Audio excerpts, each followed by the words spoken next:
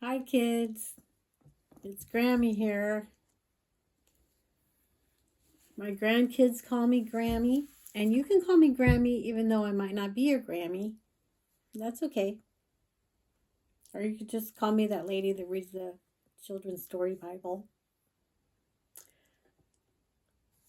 Anyway, I'm glad you're here today. We're on chapter 2. So let's say hi to Brown Bear. Hi guys. And Brown Bear's ready to settle down and listen with us. He's always such a good listener. So, chapter 2, How the World Began. In the beginning, God created the heavens and the earth. Created means made out of nothing.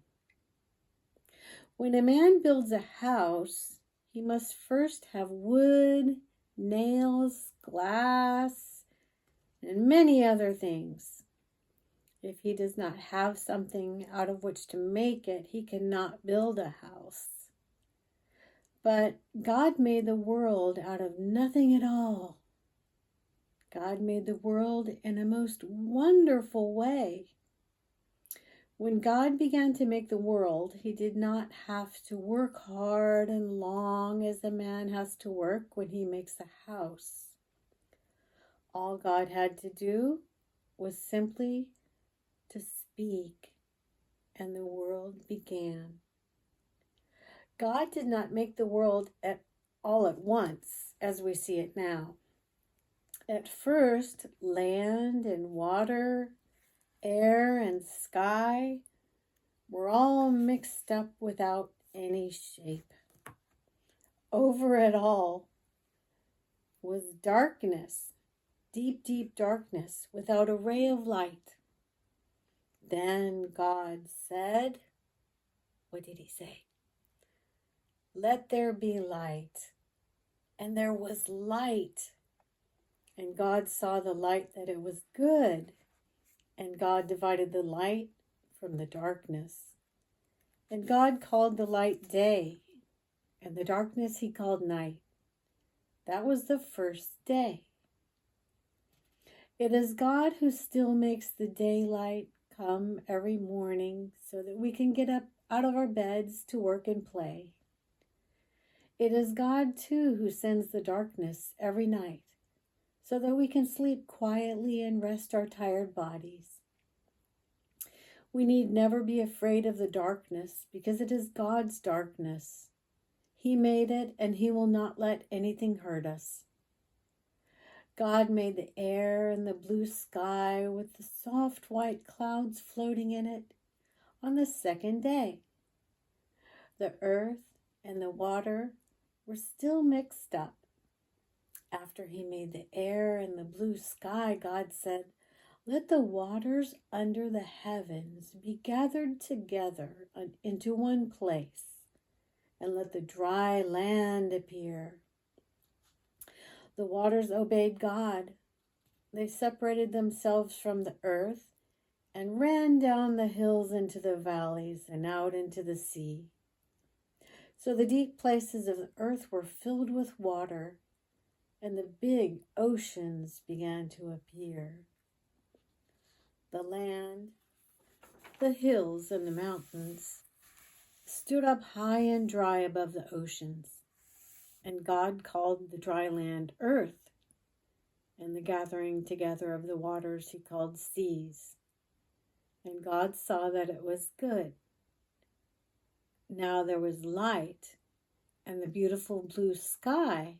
There were hills, valleys, plains, brooks, rivers, and oceans.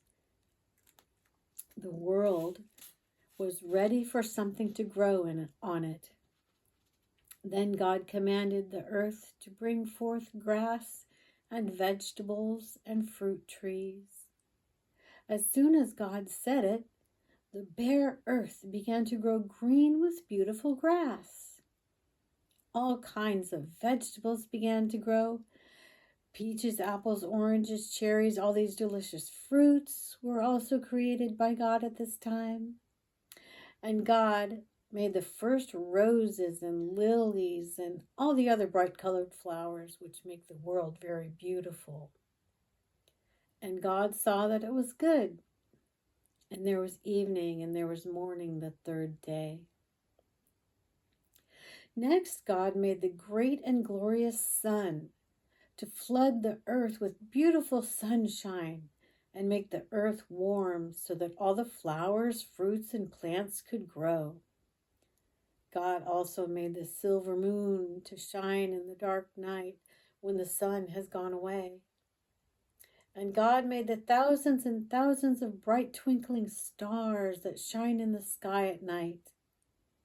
God made all these to give light upon the earth and to rule the day and the night and to divide the light from the darkness.